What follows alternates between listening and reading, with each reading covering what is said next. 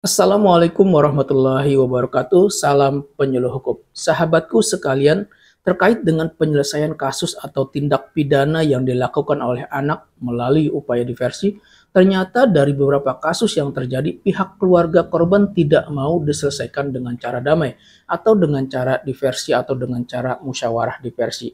Dengan alasan anaknya luka berat sehingga harus dirawat di rumah sakit atau karena alasan lain.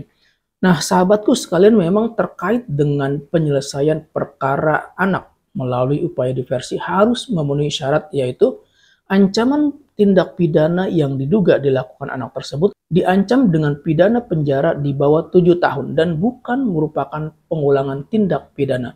Maksud bukan merupakan pengulangan tindak pidana yaitu pelaku anak tersebut baru pertama kali melakukan tindak pidana tersebut.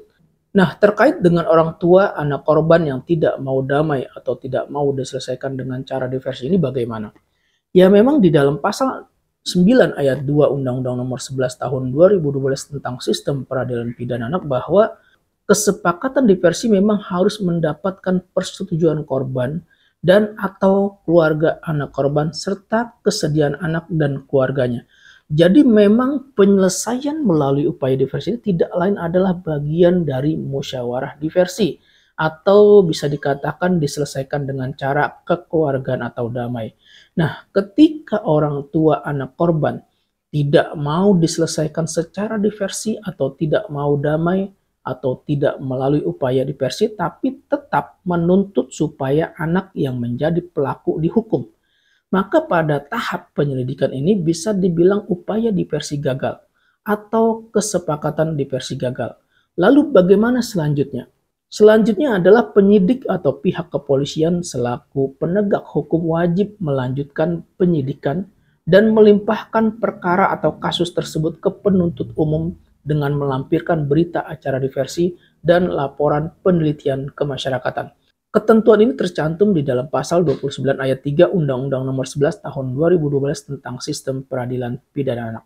Akan tetapi dalam kasus-kasus tertentu seperti tindak pidana yang dilakukan oleh anak hanya berupa tindak pidana yang berupa pelanggaran, tindak pidana ringan, tindak pidana tanpa korban, atau tindak pidana yang nilai kerugian korban tidak lebih dari nilai upah minimum provinsi setempat, maka upaya diversi tetap bisa dilakukan tanpa persetujuan korban dan atau keluarga anak korban serta kesediaan anak dan keluarganya.